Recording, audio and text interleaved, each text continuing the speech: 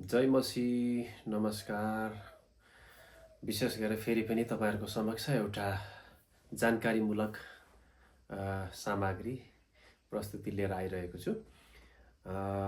विशेष गरेर म आफू पनि एउटा गीत संगीत क्षेत्रमा ईसाई गीत संगीत क्षेत्रमा रहेको कारणले गर्दाखेरि चाहिँ यसका बेसिक कुराहरू केही आज नोटको विषयहरुमा तपाईहरुलाई बताउन मलाई मन लाग्यो र यो भिडियो मार्फत चाहिँ मैले तपाईहरुलाई केही यो कुराहरू साधारण बेसिक कुराहरू जो सिक्न पाउनु भएको छैन, धेरै कुराहरू बुझ्न पाउनु भएको छैन, उहाँहरुको लागि चाहिँ एउटा जानकारी पनि होस्, एउटा लेसन पनि होस् भन्नको खातिर चाहिँ मैले यो एउटा सामग्री तयार गरेको छु। आशा गर्छु तपाईहरुले यसलाई अन्तिमसम्म हेर्नुहुन्छ र कमेन्ट अनि यसलाई गर्नुहुनेछ, मन पराइदिनुहुनेछ। हामी ढिलो नगरी आजको विषयवस्तुतिर हामी लागौं। विशेष गरेर नोट अर्थात स्केल भनेको के हो भन्ने विषयलाई हामी हेर्नेछौं हैन। नोट अर्थात स्केल, नोट स्केल भन्ने बित्तिकै संगीतको एउटा सबैभन्दा सानो एउटा इकाइ हो। यहाँ भन्दा चाहिँ अझ मुनि टुक्रिएको इकाइहरू छैन। जसरी एउटा कुनै पनि कमल बन्नको लागि चाहिँ क म ल भनेर तीनटा कुरा मिलेर कमल बनेको हुन्छ। त्यसैकारण चाहिँ हैन, कमल भन्ने एउटा शब्द, त्यो शब्द भित्र चाहिँ के हुन्छ, क म अनि ल यो तीनटा चीज मिलेर चाहिँ कमल बनेको हुन्छ। त्यसैगरी एउटा संगीत भित्र पनि कुनै पनि एउटा कर्ड बन्नको लागि चाहिँ हामी कर्डहरु थिच्छौं नि गिटारमा, किबोर्डमा। त्यो कर्ड बन्नको लागि चाहिँ त्यहाँ थुप्रै एउटा नोट, संगीतको सानो इकाइ नोट, थुप्रै एउटा साउन्ड, थुप्रै एउटा नोट अर्थात स्केल मिलेर चाहिँ एउटा कर्ड बनेको हुन्छ। र यो नोटको विषयमा चाहिँ हामीले एकदमै जान्नु आवश्यक छ है। यो नोट चाहिँ संगीतको एउटा सबैभन्दा सानो इकाइ हो। त्यो भन्दा सुरुमा चाहिँ एउटा संगीतको परिभाषा के हो त भनेर भन्नुहुन्छ भने एउटा गायन, वाद्यवादन र नृत्य, यो तीनवटा चीजको संयोजन नै के हो त एउटा संगीत हो भनेर हामीले मानिलिन सक्छौं हैन। संगीत हो र संगीतद्वारा चाहिँ हाम्रो भित्र भएका मनका कुराहरू, अभिप्रायहरूलाई हामी एउटा लयात्मक हैन एउटा स्केलमा हामी त्यसलाई व्यक्त गर्दछौं। अनि यसैमा हामी नाच्ने, गाउने अनि रमाउने गर्दछौं। र संगीत चाहिँ विश्वमा जुनसुकै भाषामा, जुनसुकै ठाउँमा पनि एकदमै पपुलर एउटा विषय हो संगीत भन्ने कुराहरू। र म आफै पनि सानैबाट यो क्षेत्रमा, विशेष गरेर गायन क्षेत्रमा लागिरहेको तपाईहरुलाई थाहा नै छ। विशेष गरेर नोटको विषयमा भन्नुपर्दाखेरि चाहिँ अब यो नोट कतिवटा छन् त भन्दाखेरि चाहिँ यो साउन्ड भनेर भनिन्छ। साउन्ड जस्तै कुनै पनि चीजबाट निक्लिने ध्वनि अर्थात साउन्ड, चराचुरुङ्गीबाट जे एउटा बसबाट कुनै पनि चीजबाट हामी ध्वनि सुन्छौं र यो ध्वनिलाई चाहिँ एउटा मापन गर्ने एउटा स्केल छ हैन। एउटा स्केल छ, त्यो एउटा स्केलमा नापिन्छ, त्यही स्केलहरु हुन्छ। र यसैलाई नै साउन्ड अर्थात नोट भनिन्छ, अर्थात स्केल भनिन्छ हैन। एउटा साउन्ड, त्यहीबाट चाहिँ संगीतको कुराहरू सिर्जना भएका छन् है त। अब यो ध्वनिहरू विश्वमा निक्लिने जुनसुकै ध्वनिहरू पनि चाहिँ हैन यसलाई मापन गरिएको छ। र यो ध्वनि अर्थात नोट अर्थात साउन्ड चाहिँ 12 वटा छन् भनेर भनिएको छ। 12 वटा साउन्डहरू छन् हैन। यो भन्दा बढ्ता चाहिँ अहिले पत्ता लगाएको छैन। तपाईलाई थाहा छ भने बेग्लै कुरो हो। र नोटहरु चाहिँ 12 वटा हुन्छ हैन। 12 काइन्ड अफ नोट्स भन्छ म्युजिकमा हैन। नोट्सहरु अर्थात स्केल, हामीले कुनै पनि गाउँछौं नि, गीतहरु बजाउँछौं, कुन स्केलबाट हैन। स्केलको ठूलो महत्त्वपूर्ण हुन्छ। तपाईलाई थाहा छ GCD हरु हैन, यस्ता थुप्रै कुराहरु छन्, बजाउँदाखेरि हामीलाई थाहा हुन्छ। त्यसैलाई नोट भनिन्छ है त।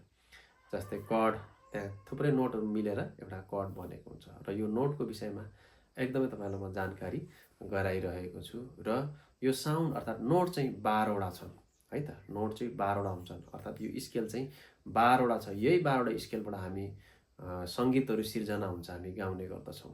र यो 12 वटा नोटमा पनि तपाईको 7 वटा नोट चाहिँ शुद्ध स्वर भनेर भनिन्छ र 5 वटा चाहिँ विकृत, यसलाई शार्प पनि भनिन्छ। शार्प अर्थात फ्ल्याट पनि भनिन्छ।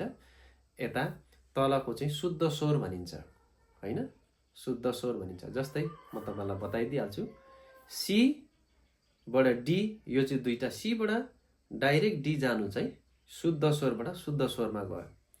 तर जब सी बाट अर्को माथि सी शार्प भनिन्छ हो, यो सी शार्प चाहिँ विकृत स्वर भनेर भनिन्छ है त, विकृत स्वर भनेर भनिन्छ। अब यो सार्प र फ्ल्याटको विषयमा चाहिँ अब फेरि पनि हामी जानकारी गराउनेछौँ। त्यसै कारणले गर्दाखेरि C D E F G A B यो जुन समूह छ नि, यो भित्रकोलाई चाहिँ एक अक्टेभ भन्छ है त, अक्टेभ अर्थात् सप्तक भनिन्छ। सप्तक 7वटा स्वरहरूको समूह भनेर चाहिँ सप्तक भनिएको, तर त्यो अर्को 5वटा पनि जोड्यो भने चाहिँ 7 5 12, यो 12वटा स्वरको समूहलाई चाहिँ 1 अक्टेभ भनिन्छ अर्थात् सप्तक भनिन्छ। त्यसमा चाहिँ 7वटा शुद्ध स्वर र 5वटा विकृत स्वरहरू हुन्छ।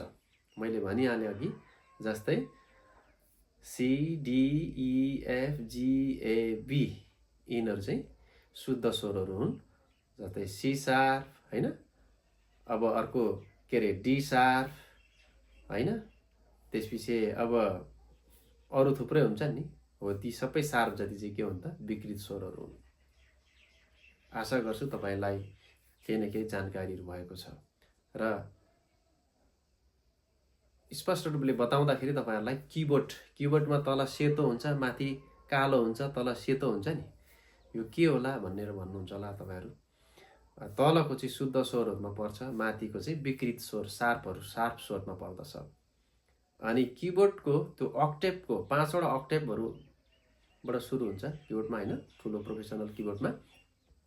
त्यसको चाहिँ पहिलो स्वर भनेको चाहिँ सी बाट सुरु हुन्छ, सी चाहिँ तल हुन्छ, सी बाट सुरु हुन्छ है त, सी नोटबाट सुरु गरिएको हुन्छ। सी लाई हामी सा मानेर पनि कहिलेकाहीँ प्र्याक्टिस गर्छौं। सी सा रे ग म प ध नि सा, त्यो सा चाहिँ फेरि अर्को अक्टेभको सा हो है त। त्यहाँसम्म चाहिँ 8वटा पुग्छ, तर नि सम्म चाहिँ 7वटा साउन्डहरु हुन्छ। यही नोटहरु चाहिँ एकदमै जान्न आवश्यक छ। हामीले स्वर भोकल प्र्याक्टिस गर्दा पनि यही नोटहरुमा प्र्याक्टिसहरु गर्ने हो। तलको शुद्ध स्वर, माथिको कालो रिटलाई के भनिन्छ, विकृत स्वर अर्थात् शार्प नोटहरु भनिन्छ। र यसै शुद्ध स्वर र विकृत स्वरहरु मिलेर चाहिँ 12वटा नोटहरु बन्छ। र यही 12वटा नोटबाट हामी जहाँबाट पनि गाउन बजाउन स्केलहरु संगीतहरु सिर्जना भइरहेका हुन्छन्। आशा गर्दछु तपाईहरुलाई यो आजको मेरो यो जानकारीमूलक भिडियो एकदमै मन परेको छ, मन पर्यो होला हैन। र केही न केही यसले तपाईहरुलाई सहायता पुर्यायो होला। र अन्य केही विषयमा तपाईहरु सोध्न चाहनुहुन्छ भने पनि मलाई व्यक्तिगत रूपमा पनि तपाईले सोध्न सक्नुहुन्छ। मैले विगत धेरै लामो समयदेखि केही संगीतका बेसिक कुराहरू सिकाउने पनि गर्छु हैन, गिटार किबोर्डका कुराहरुमा, र यसको थ्योरिकल नलेजहरु पनि म सिकाउने पनि गर्छु। र तपाईलाई थाहा छ म लामो समयदेखि हैन एउटा इसाई गीत संगीत क्षेत्रमा गायन, लेखन, संगीत र एउटा गायन क्षेत्रमा पनि छु। हुन्छ, आशा गर्छु तपाईहरुले आज यो भिडियोलाई मन पराउनु भएको छ र कमेन्टहरु गरिदिनु होला, शेयरहरु गरिदिनु होला है त। अनि फेरि पनि आउँदो दिनहरुमा यसरी नै जानकारीमूलक राम्रो भिडियोहरु तपाईहरुको समक्ष ल्याउने छु। हस्त, जय मसी।